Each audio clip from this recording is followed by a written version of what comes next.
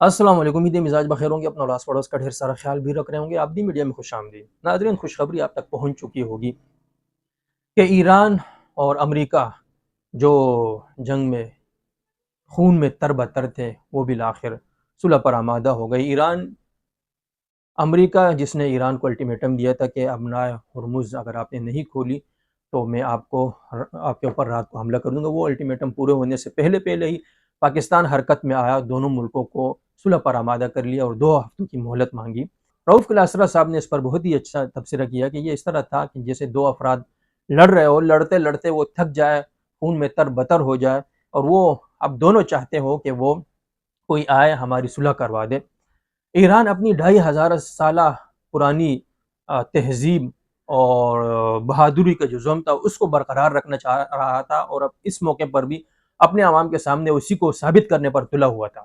دوسری طرف امریکہ جو سپر پاور کے زوم میں مبتلا ہے، وہ دنیا کے سامنے اپنے سپر پاور کا سٹیٹس جو ہے وہ برقرار رکھنا چاہتا تھا۔ دونوں اسی تکبر میں اور اسی اپنے سٹیٹس کو برقرار رکھنے کی تگ و دو میں لگے ہوئے تھے، اور چاہتے تھے کہ کوئی اب آئے ہماری صلح کروا دے۔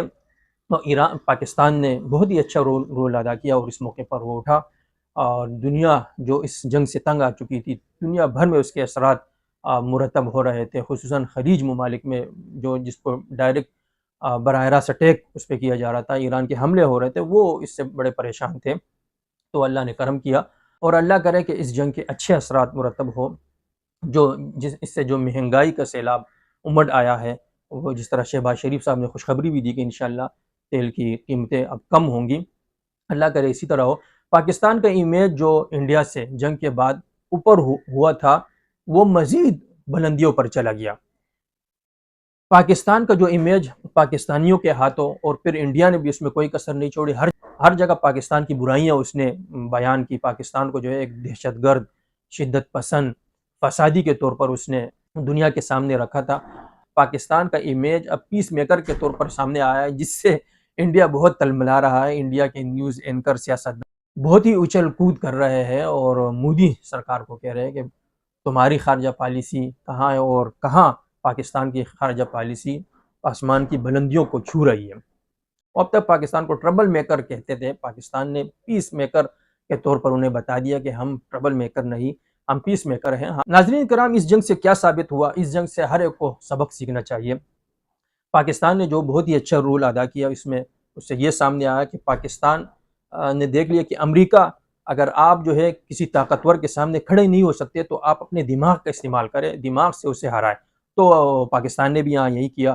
ٹرمپ کی جو ہے تعریفیں کی کہ اس سے جو ہے نوبل پرائز دیا جائے کہ یہ جو ہے پیس میکر ہے، اور تو اسی طرح اس کو جو ہے مکھن ملائی لگا کر اسے رام کیا۔ دوسری طرف ایران کو بھی سمجھایا، اور یہاں سعودی عرب سے بھی اپنی دوستی اور ایک جو رشتہ تھا سعودی عرب سے وہ بھی برقرار رکھا۔ تو یہ اس سے سبق سامنے ہے کہ پاکستان کے طاقت کے سامنے جب آپ کے پاس اتنی طاقت نہ ہو تو آپ اپنے عقل کا استعمال کریں گے۔ سعودی عرب کے لیے اس میں یہ سبق ہے کہ آپ نے دیکھ لیا کہ آپ کے پاس طاقت نہ ہو، آپ کی فوج نہ ہو، آپ کے پاس ایٹم بم نہ ہو، میزائل نہ ہو، تو آپ پھر دنیا کے سامنے کچھ نہیں ہے۔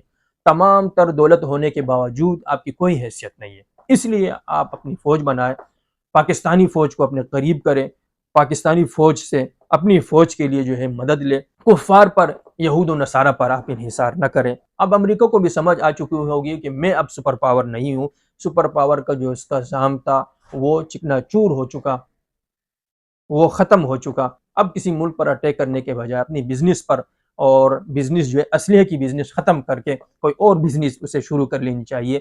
اسلحے کی بزنس اس کی جو وہ یہاں یہ چاہتا تھا، خلیج ممالک اور ایران جو ہے وہ آپس میں ٹکرائے، اور پاکستان بھی کسی طرف ہو کر جو ہے دوسرے کا مقابلہ کرے، اس طرح جو ہے ایک دنیا جنگ میں مبتلا ہو جائے گی، اور میں اسلحے کی بزنس شروع کر دوں گا۔ تو وہ اس میں ناکام ہو چکا امریکہ، کہ اب جو ہے یہ بزنس میرا نہیں چلنے والا، آپ کو دوسرا بزنس شروع کر دینا چاہیے۔ آج کی محفل میں اتنا ہی، اگلی ملاقات تک کے لیے اجازت دیجیے کہ اس کے ساتھ ہی اپنے اڑاس پڑوس کا ڈھیر سارا خیال بھی رکھیے گا، اور رؤف کلاسرا کی زبان میں اہل پاکستان کو ٹربل میکر سے پیس میکر تک کا سفر مبارک ہو، اور اللہ کرے کہ ہمارے حکمران اور پاکستانی اس عزت کو، اس وقار کو برقرار رکھ سکے۔ آمین یا رب العالمین۔